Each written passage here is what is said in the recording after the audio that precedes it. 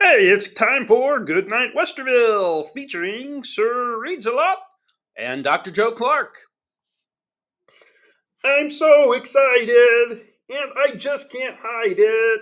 I'm about to read a book, and I think I like it. Yeah. Hey, everybody, welcome to Goodnight Westerville. My name is Sir Reads a Lot, and I like to read a lot. Hey, and I'm Dr. Clark. I am the superintendent of the Westerville Schools. I am so happy you're here to join me tonight.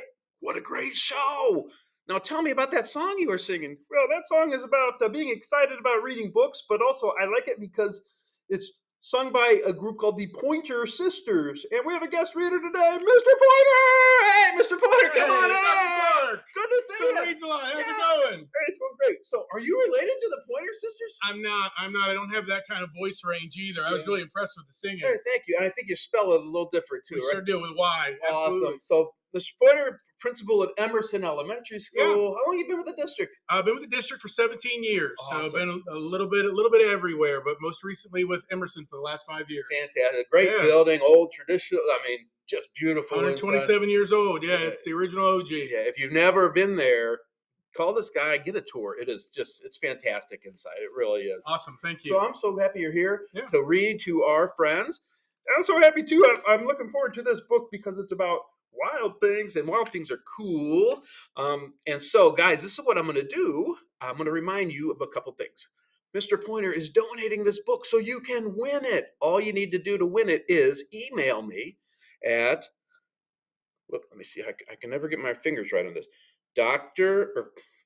Goodnight Westerville at WCSH. I got to do that over. Email me at goodnightwesterville at WCSOH.org. And you have until Monday morning. You can do email until Monday morning.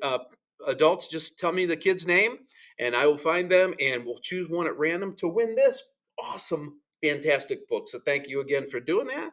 And we're ready to roll. Awesome. You ready to go? All One right. of my favorite books. Fun fact, this book was supposed to be titled Where the Wild Horses Are. Oh. Turns out that the author couldn't draw horses, but he was really good at drawing monsters, so they changed it to Where the Wild Things Are. There's a little fun fact for you to take home to the dining room table tonight. Well, I'm a knight, and I ride horses. I'm glad I don't have to ride a wild thing. And I'm going to tell you what else. You're going to hear something special. This book is really cool. Listen close. So, Where the Wild Things Are. Story and pictures by Maurice Sendak.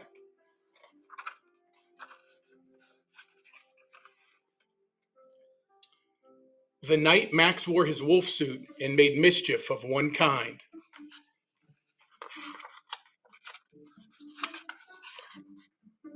And another. Is he chasing the dog with a fork? And his mother called him Wild Thing. And Max cried, I'll eat you up. So he was sent to bed without eating anything. I bet he was hungry. I don't like to go to bed without supper. That very night in Max's room, a forest grew. What? Trees? And grew. Hey, wait, there's a tree in this room. What's up with that? And grew until the ceiling hung with vines and the walls became the world all around. Wow, that's wild. Huh. That's part of the book. And an ocean tumbled by with a private boat for Max, and he sailed off through night and day. And in and out of weeks, and almost over a year to where the wild things are. What? How did a river or an ocean appear in his bedroom?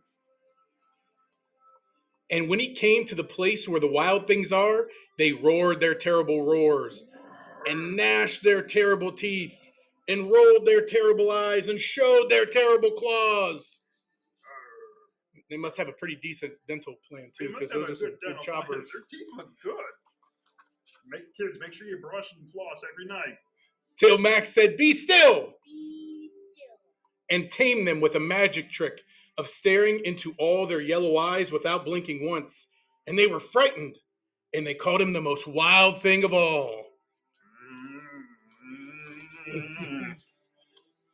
And made him king of all wild things. And now, Max cried, let the wild rumpus start. Wild Rufus.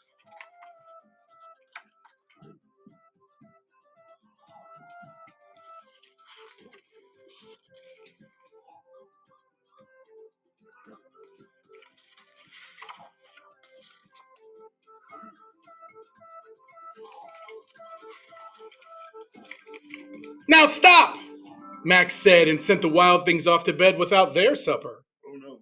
And Max, the king of all wild things, was lonely and wanted to be where someone loved him best of all. Oh, he looks lonely.